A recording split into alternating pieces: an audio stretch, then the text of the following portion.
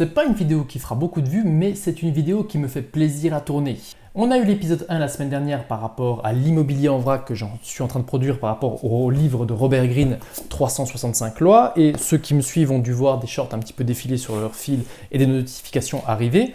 Et donc du coup, on est dimanche et donc du coup, je me suis dit qu'il était temps de vous faire un petit résumé de tout ce qui s'est dit pendant la semaine. Donc tout d'abord, dimanche dernier, nous étions donc si je ne m'abuse, nous étions donc le 20. Le 20, le short du jour, c'était Immobilier Soyez Royal. Et dans l'histoire que je racontais au travers de ce short, c'était notamment ce qu'il y avait par rapport aux opportunités que vous pouvez avoir lorsque vous êtes sur un marché, lorsque vous êtes en phase de recherche, lorsque vous avez trouvé quelque chose ou pas forcément lorsque vous êtes acquéreur. Je racontais l'histoire que j'avais déjà racontée dans une de mes précédentes vidéos sur quelqu'un qui avait acheté un appartement et il s'avère qu'il y avait le grenier qui était juste au-dessus. Effectivement, le prix affiché était un petit peu fort. Le vendeur commençait à être pressé et il y avait franchement de la place pour pouvoir faire une offre et honnêtement être accepté. C'était juste qu'il fallait oser faire l'offre et la personne avait clairement les moyens de le faire. Et ça, lorsqu'on est juste un petit peu à l'affût, lorsqu'on cherche un petit peu à se faire de l'occasion en immobilier, parfois, sans le savoir, on a des personnes que je rencontre parfois qui me disent « mais je ne suis pas sûr d'avoir la possibilité d'investir ». Ils vont me voir, je les envoie vers leur banque et puis ils s'aperçoivent qu'en réalité ils ont une poche d'endettement d'environ 150 000 ou 200 000 euros. Ils se disent qu'est-ce que je peux faire? Et souvent ce qu'ils font c'est qu'ils vont chercher à perpétuer les alouettes alors que très souvent les opportunités qu'ils pourraient avoir sont juste à côté de chez eux. Et donc c'est pour ça que si vous êtes dans une copropriété qui vous plaît ou vous avez une habitation où vous vous sentez bien depuis des années, pourquoi pas aller voir au niveau de votre copropriété s'il n'y a pas quelque chose qui est à vendre, s'il n'y a pas un vendeur qui est en train de tourner. Bref, vous avez souvent des bonnes opportunités qui se font comme ça. Ou tout simplement dans votre quartier, ou dans le bâtiment qui est à vendre depuis je ne sais pas combien de temps dans votre village, ou enfin vraiment des opportunités comme ça, il y en a vraiment énormément. Et je dis que parfois on se voit un peu trop petit, on se voit plus petit que ce que l'on est, ça c'est extrêmement français d'être comme ça. Et c'est pas forcément très compliqué d'aller chercher une bonne opportunité à côté de chez soi, pour peu qu'on soit à l'affût, pour peu qu'on connaisse sa situation, pour peu qu'on soit un minimum renseigné, savoir aussi ce que l'on veut au travers de l'immobilier, histoire de ne pas chercher tout et n'importe quoi, parce qu'il y a aussi beaucoup de gens qui sont comme ça malheureusement. Mais effectivement, avoir une vision peut-être un petit peu plus forte, d'en demander un petit peu plus. Alors effectivement, par exemple, si je reprends l'exemple de mon histoire, effectivement, c'était une surface brute, donc il y avait quand même du travail. Mais en tout cas, l'appartement que cette personne aurait pu acheter, c'était vraiment à côté de chez lui. Il n'avait pas de garage, là, il en avait un. Et puis, il avait un grenier, il avait de quoi stocker, il y avait vraiment des choses à faire. Et au prix où finalement il aurait pu l'avoir, le prix où ça s'est effectivement vendu, en réalité la mensualité elle aurait représenté 350 € par mois, même avec les taux actuels. Et en vrai c'était par rapport à sa situation que je connaissais très bien et celle de sa femme également, il avait largement la place. Et là franchement je trouve que dans ce type de situation, là on a vraiment quelqu'un qui a manqué d'opportunités alors qu'il s'était quand même renseigné. Alors il voulait que je lui crache les informations tout de suite, alors je lui demandais quand même une offre quand même pour voir si c'était sérieux. Et honnêtement, parfois, il y a plein de gens comme ça qui sont dans cette situation, qui se disent là il y a ce bâtiment-là qui est en train d'être refait, ça vaudrait le coup que je prenne des informations parce que c'est à côté de chez moi. Il y a plein de petites opportunités comme ça que beaucoup de gens ratent, alors que c'est juste à côté, que c'est dans leurs possibilités, mais ils ne sont même pas au courant. Et honnêtement, c'est dommage, donc essayez de penser, soyez royal. Le 21, on était tombé sur soyez, il me semble, je relis quand même sur mon ordinateur, voilà, soyez sans pitié avec vos ennemis. Qu'est-ce que ça m'a inspiré? Évidemment, c'est mon gros dossier de loyer impayé que j'ai eu de 2018 à 2021. C'était même avant, de 2017 à 2021, et j'ai eu un locataire qui m'a dû jusqu'à 11 000 € au pic de la dette. Alors évidemment, on avait commencé, quand il a commencé à sentir que le jugement était arrivé, qu'il avait eu l'expulsion, et que c'était entre guillemets le coronavirus qui l'avait sauvé de l'expulsion immédiate, alors qu'il y avait des enfants majeurs, mais des enfants quand même chez lui, j'ai quand même pu l'expulser. Il s'avère qu'on l'expulsait limite sur le gong, parce que c'était le vendredi, le dernier jour avant la trêve hivernale, c'était le 29 octobre 2021, je m'en souviens très très bien. Et je me souviens que la veille de cette expulsion, il y avait l'huissier qui m'appelait, qui m'a dit « Écoutez, voilà, Renaud, j'ai besoin que vous me disiez, est-ce que vous confirmez effectivement l'expulsion demain? Moi, demain, en l'état actuel des choses, je vais les expulser, est-ce que je le fais? Si vous ne voulez pas que je le fasse, je vous demanderai s'il vous plaît de m'envoyer un mail dans ce sens. Mon conseil, c'est évidemment qu'on aille jusqu'au bout. Là, on a l'opportunité, on a le concours de la force publique si les choses dérapent, donc de toute façon, on va y aller. Et je me souviens quand même que je m'étais dit, franchement, c'est quand même chaud de mettre quelqu'un à la rue, c'est quand même chaud. Bon, il était au courant, je veux dire, on ne l'a pas pris au dépourvu, voilà, il était au courant, mais je m'étais dit quand même là, c'est quand même chaud, je vais me retrouver à mettre quelqu'un à la rue. Au moment où on l'expulse, il me doit plus que 3 000 €, donc il avait quand même fait des gros efforts. Alors il avait trouvé de l'argent magique, si vous voulez, quand il avait bien senti que l'huissier lui avait dit « Bon, bah maintenant je vais vous expulser, dans 2 semaines je vous expulse ». Et là, tout d'un coup, il y avait 7 000 €, si vous voulez, qui étaient apparus d'on ne sait où et il m'avait fait le versement. C'était incroyable. Donc comme quoi, ça veut dire que c'était quelqu'un qui avait les moyens de payer, mais juste qui ne le faisait pas. Là, il était expulsé, et puis quand je l'ai su un petit peu après, j'ai su qu'en fait, il n'était pas à son coup d'essai, que ce n'était pas la première fois qu'il avait des gros impayés chez d'autres propriétaires. Et d'ailleurs, quand on creusait un petit peu chez les commerçants du quartier, il avait des dettes absolument partout. Enfin, bon, bref, alors qu'il avait les moyens, qu'il travaillait, madame travaillait, les enfants travaillaient, enfin bon, bref. Je ne sais pas pourquoi il s'est mis dans cette situation comme ça, tout seul, un peu bêtement. Et je m'étais dit, mais comme je vais foutre quelqu'un à la rue, j'avais passé un coup de fil à quelqu'un que je respecte beaucoup et qui m'avait dit, mais Renaud, là, tu hésites à envoyer quelqu'un à la rue, mais toi, pendant que toi tu travailles jusqu'à 21h, 23h le soir, que parfois tu travailles sur ton site à 1h du matin, que tu vas faire des visites pendant les jours fériés, lui il fait quoi?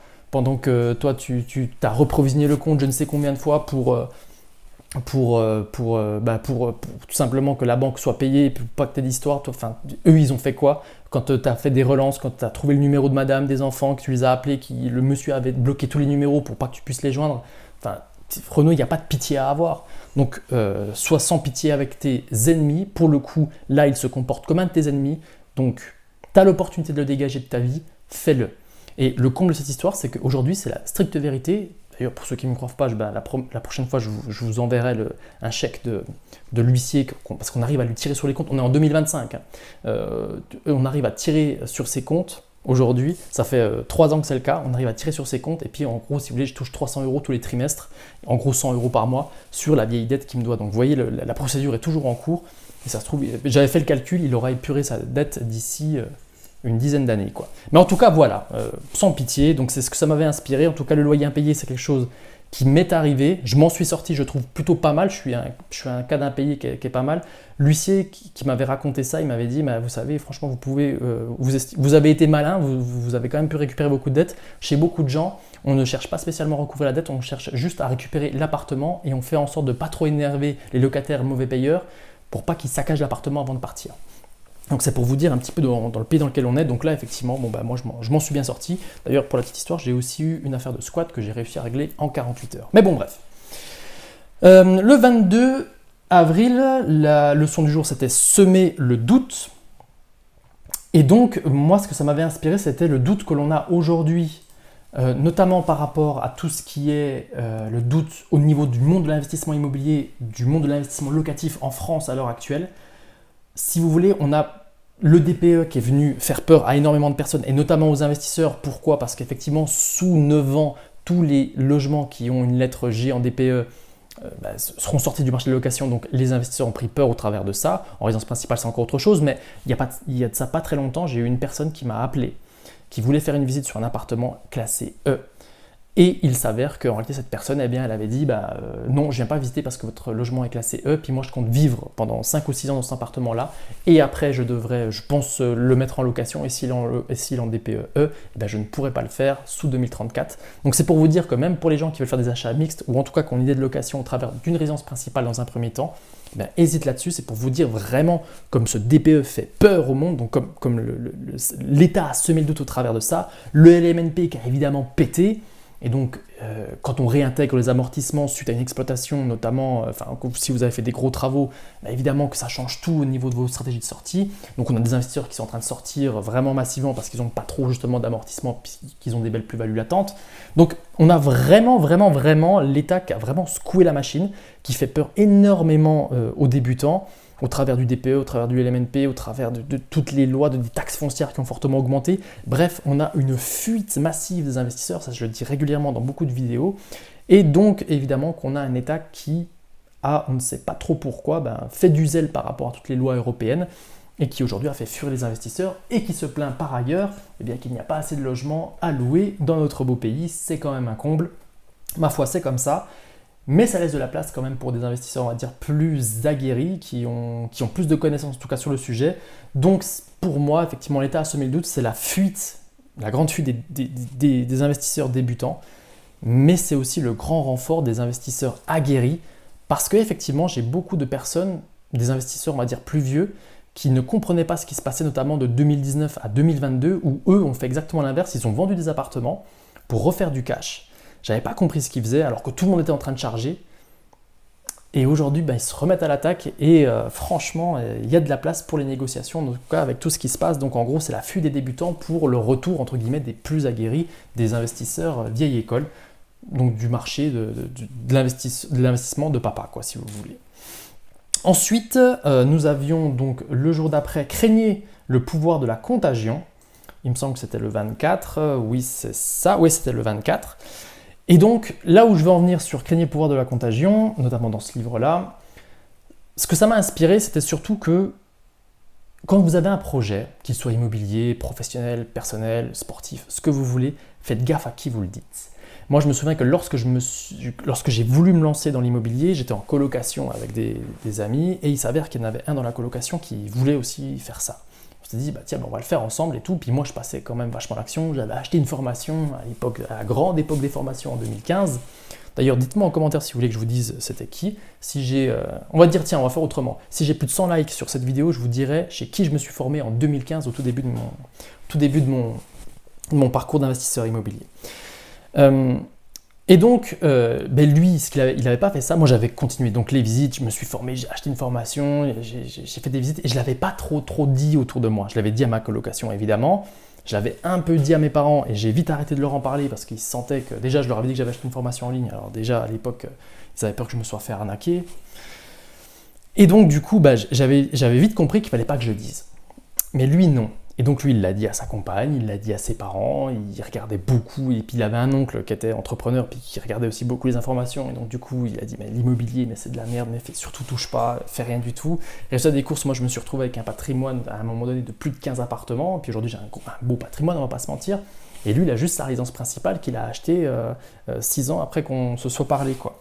Et donc du coup, évidemment que j'ai trouvé que c'était intéressant, parce que cette peur qu'il avait, il ne me l'a pas transmise, j'ai eu de la chance quand même d'y faire gaffe. Quand j'ai senti qu'il commence à être hostile à mon idée, à mon projet, j'ai arrêté de lui en parler, puis j'ai vu que de toute façon il se débinait de ce projet-là. Mais en tout cas, ce que je remarque, c'est qu'on a beaucoup de gens qui disent merde, je voulais faire ça, finalement je ne le fais pas parce que mon père m'a dit que, parce que j'ai vu ci, parce que DPE, parce que LMNP, parce que. Donc faites gaffe en fait, à qui vous racontez vos projets, même sportifs, même entrepreneuriaux de manière générale. Enfin, franchement, faites gaffe à qui vous dites les choses parce qu'ils vont transmettre vos doutes sur vous.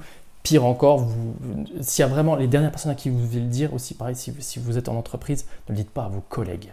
Ne le dites surtout pas à vos collègues. Ça, on fera une vidéo aussi là-dessus si vous voulez par rapport à... Bon, bref. Ensuite, on avait donc sur la journée du 25, me semble-t-il, donc éviter les fausses alliances. Donc ça, c'est vraiment par rapport au réseau, notamment par rapport à un artisan en particulier. Si vous voulez, lorsqu'on était encore en 2022, j'avais un artisan qui m'avait refait un appartement, qui avait fait du bon travail, qui n'avait pas été génial, mais franchement du bon travail, il n'y a rien à dire. Et ce qu'il y a, c'est que je l'avais renvoyé, j'avais un autre programme de surface brute dans un autre patelin, et je l'avais renvoyé plusieurs fois sur de la mise en devis, parce que c'était des surfaces brutes qui étaient à refaire.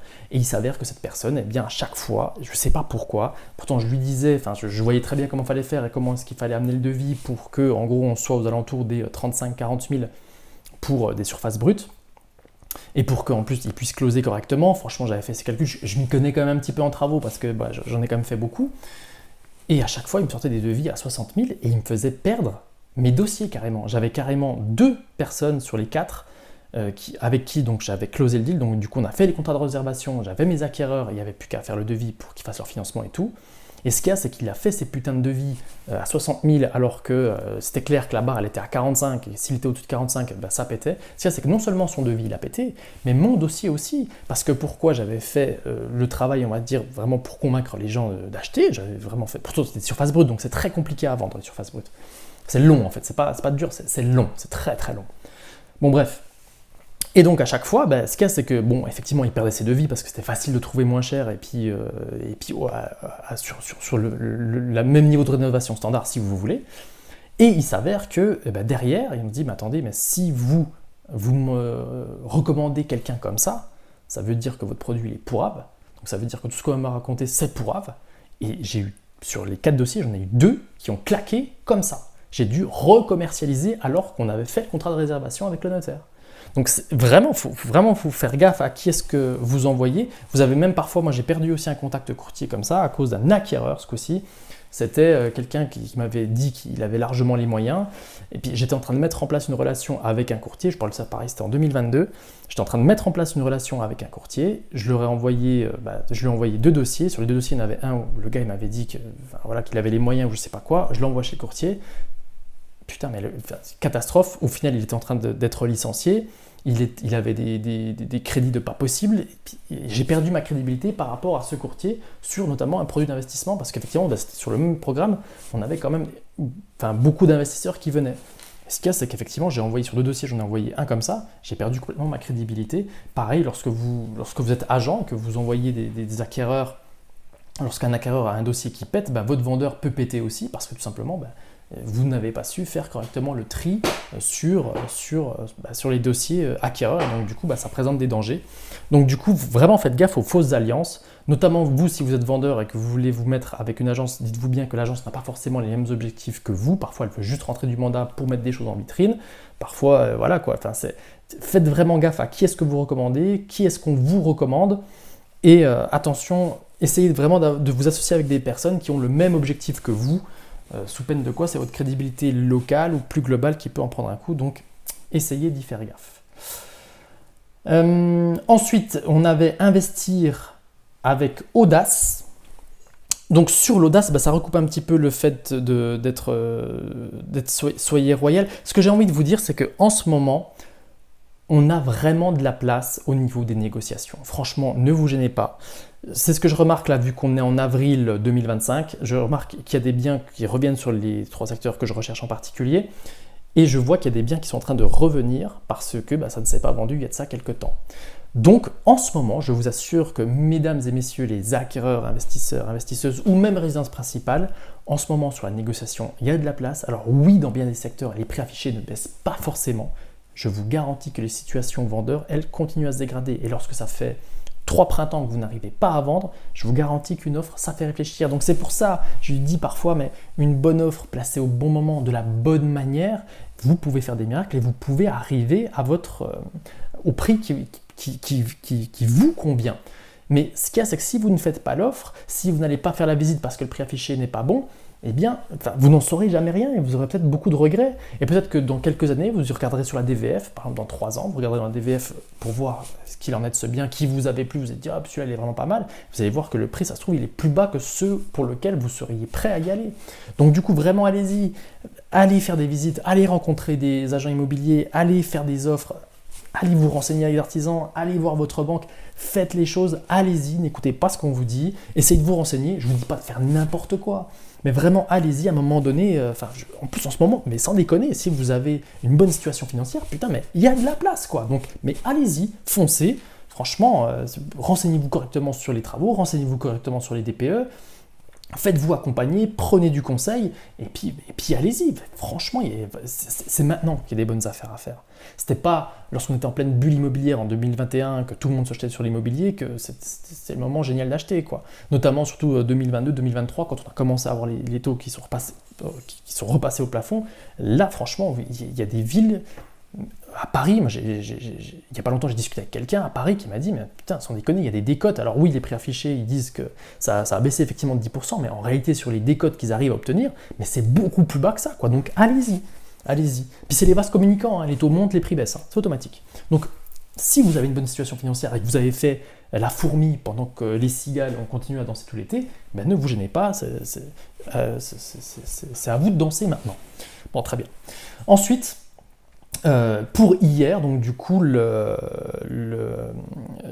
short, c'était sur « N'ayez jamais l'air de forcer ». Et là, je vais plutôt m'adresser aux vendeurs. N'ayez jamais l'air de forcer, que ce soit lorsque vous faites des rendez-vous estimation avec des agents immobiliers ou que ce soit lorsque vous faites visiter votre bien à un acquéreur.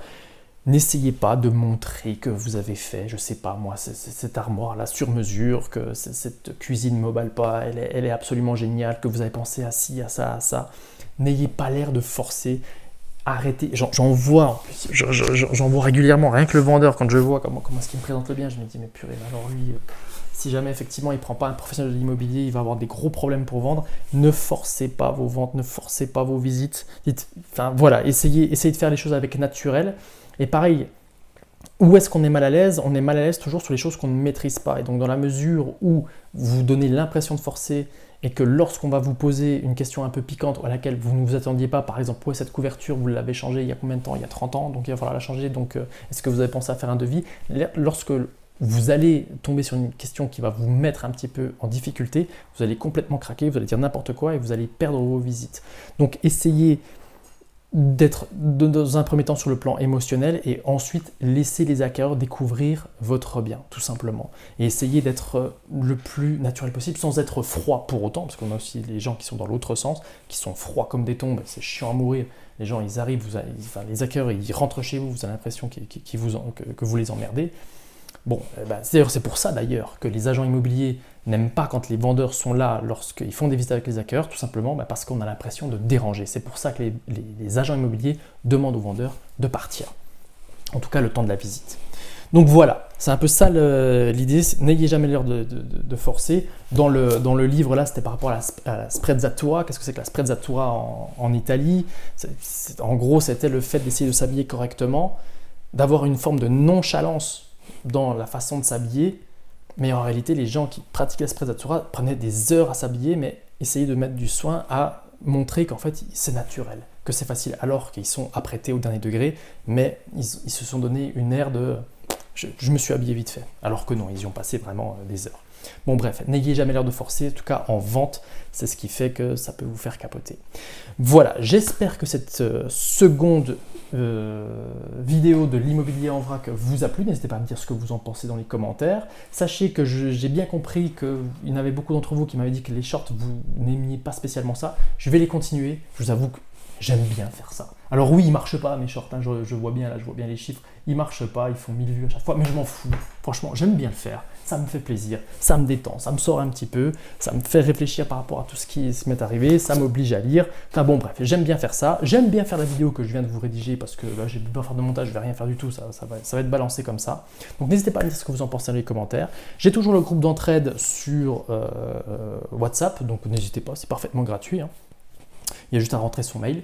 Et puis j'ai envie de vous dire, je vous dis à la semaine prochaine pour l'épisode 3, parce que quoi qu'il en soit, en tout cas, donc en gros j'avais commencé, me semble-t-il, attendez, je vais reprendre le truc, j'avais commencé tout ça le 15 avril, donc quoi qu'il en soit, jusqu'au 15 mai, vous aurez un short par jour, c'est comme ça, n'en déplaise à ceux qui n'aiment pas ça, et si vraiment vous n'aimez pas ça, désabonnez-vous, quoi. Merci en tout cas de m'avoir suivi jusqu'ici, et je vous dis à très vite pour de nouvelles vidéos. Ciao, ciao, ciao.